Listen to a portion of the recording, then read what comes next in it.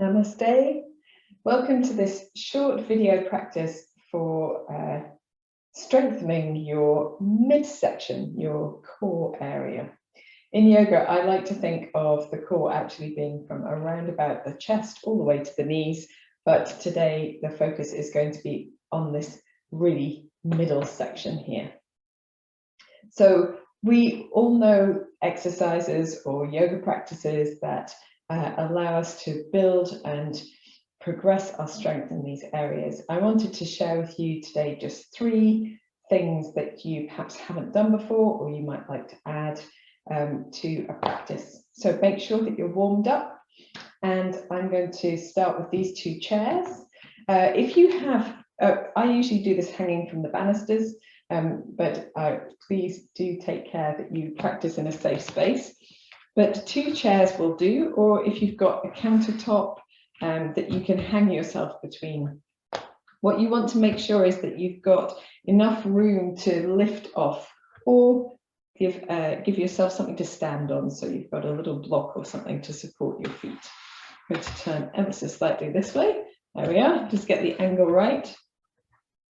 So here I'm going to lift myself up between the 2 chairs, and then I'm going to work on the center space in my body. So just make sure your chairs are in a good place for you, and then come into a position where you're hanging, you're lifted, your legs are free, and then tucking your tailbone under just a little bit to engage your belly muscles. Draw your knees up towards your chest and down. Just lifting and lowering. It's much harder to do this and talk at the same time than it looks. Just lifting and lowering. Maybe going for about 10 of those if that feels good. Now just take care if you're going to press up on something, because it's quite hard work on the hands rather than the wrists, the hands. So if you're hanging from something like a pull-up bar, or as we hang from our upstairs banisters, then that can be a little bit easier, but check that it suits your shoulders before doing too much. The tucking under of the tailbone is the key thing, because that works the area in the lowest abdominals instead of these middle abdominal muscles, the rectus abdominis, which actually get quite a lot of work in our normal yoga practices. So once you've mastered the tuck and you find 10 of those quite easy, you can try piking. Same thing. You're going to press up and hold your shoulders down so you're really suspended here. Tuck under and then gently lift and lower. Lift and lower. I usually aim for about 5 of these. If both legs at the same time is too much, you can do 1 leg at a time. But it's that tucking under that counts, and just see where you go with it. It's also really nice to release your back to hang and let the weight of the legs act as traction on the spine. Try saying that fast. Okay, I'm going to push the chairs out of the way because we're finished with those for this practice. And I'm going to grab my socks for a very similar practice, which is also for this sort of mid-section of the body, really, really strengthening. If this one feels like it's a bit too much, try doing some just normal planks. But you need a slidey floor or some floor sliders if you're working with carpet, and some socks as well. So I've got my socks on, and I'm going to use my mat for my hands, but I want some space behind me to be able to use my body as well. So if you come into hands and knees first, and just check that you're lifting in your belly muscles and drawing in the pelvic floor as well. And remember, you can widen your hands if that's more useful for your back. And then come into a plank pose. And for some people, plank pose might be enough. And remember, plank pose does different things if your hips are higher or hips are lower or hips are in the center. So you can just go up and down in your plank and just see where your strength is. And then if you want to, you can slide your knees in, slide your feet out. So nice and strong in the arms, nice and firm in the belly, the sliding knees in, knees out. And again, aiming for about 5 to 10 of these. Try them If they don't suit you, or if plank already feels like it's quite strong, then just stick with gradually building your strength. The mistake some people make is that they try to do things because they want to, rather than because their body is ready to, or because they feel they need to, or because they're following an instruction, or they want to do the same as everybody else in the class. But without sufficient support or strength, then you're prone to injury. So just go gradually. If you master the tuck and you want to try something different, that little chat was just to give me a rest. Then we can try also doing a little bit with the legs in and out too. So here, from your plank position, nice and firm in the belly, widening the feet, bringing the feet together, in and out. So this is also really quite demanding for some things, for some people. And again, aiming for about 5 to 10 of these. When you've done these practices, just rolling your wrists a few times because you're carrying a lot of effort through the wrists. And the final variation, if you like, is to do the same thing but with a pike. I'm not going to do the widening of the legs.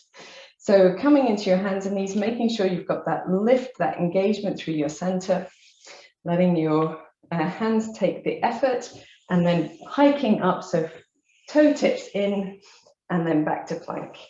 Scooping in and back to plank. This is also quite good for your upper body, as you might imagine. And when you've had enough, just resting down, giving your wrists a little roll, maybe a little shake. Check your heart rate and your breath rate, because you might notice that it's quite a lot of effort. So take some long, slow breaths. Let everything calm and gradually come back to center. And then when you're ready, you can take a deep breath in and sigh out. Awesome. Excellent stuff. So if you've enjoyed those ones, that's great. If you want to try something a little bit different, then we are going to come to doing some leg lifting. I shall dispense with the socks. It feels very odd to wear socks for yoga. And pop them to one side. And then just come to lying down. I'm just laying my head on my mat, but you can lie on your mat, of course. And with the arms down by the sides. As you come onto your back, perhaps just take the opportunity to let the body settle here. Take some weight into, or allow the weight of the head and the shoulders and the arms and the upper back to release down. So any effort that you've carried from the previous practices, which were quite upper body centric, using the upper body a lot as well, can just release. If you need to, a little gentle roll of the head from side to side. And our final set of practices is based around leg lifting. And most of you are quite familiar with single leg lifting, so we'll start there, lengthening the legs. And here again, we want to engage across the belly and engage across the pelvic floor as well. And here, try not to lift your shoulders to do this. So roll your shoulders down into the mat. Even pressing a little bit through the hands can help here too. Flexing the feet so the heels are pressed away, the toes are up towards the ceiling, and then lifting one leg up and lowering that leg down. Your leg doesn't need to be straight. And then lifting the opposite leg up and down. These are single leg lifts. If you're doing these properly, you will build your core strength quite readily. So you're pressing the leg that stays down into the floor and lifting, feeling the engagement across the belly and releasing down. All of the while keeping the lift in the pelvic floor and the drawing the navel towards the spine, the shoulders nice and relaxed. And this feels quite easy after our previous two practices. So if this feels good to you, you can stick with this one. You can do as many of these as feels comfortable. And then just taking a rest. So single leg lifts will develop the strength of double leg lifts just a little more slowly. But if you're keen to try double leg lifting, you can do that. Now, I always used to tell people to rest their hands underneath their hips. And for some people, that might still be quite a good thing to do.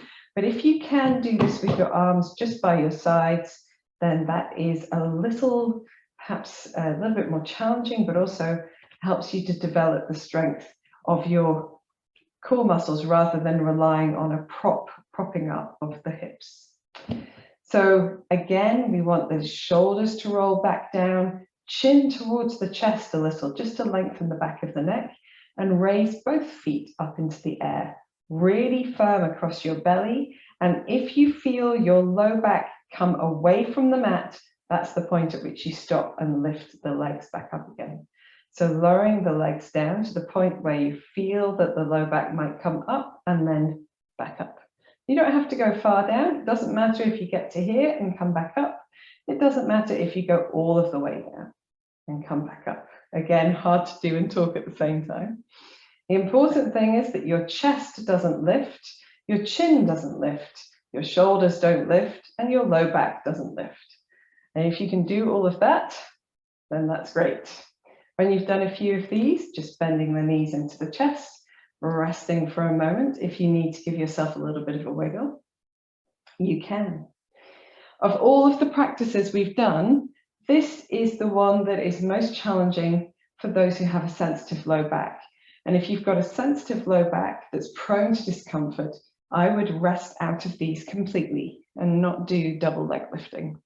Do the ones where you hang instead. If you're able to do single leg lifts, perfectly fine. But don't cause strain in your low back if you already have a sensitive low back.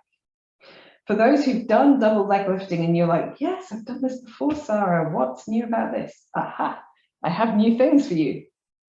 So for this, I'm going to support a little bit underneath my hips just because it's easier to talk that way and do it at the same time. So same principle of chin towards chest, rolling the shoulders back and down. We're going to lift the legs up, and this time we're going to take two legs down and then split the legs to come back up around the side, and then split the legs to go down around the sides and come both up through the center. So you're just doing this little swing. It's a little bit of a hip roll as well, trying to keep the low back pressed into the mat, trying to keep those abdominal muscles nice and active, shoulders down, chin towards chest. And then just taking a rest after you've done a few of those, if you enjoy those. And our final practice in the double leg lifting is going to be a swinging leg. So you might have thought that that was quite swinging, but these are even more swinging.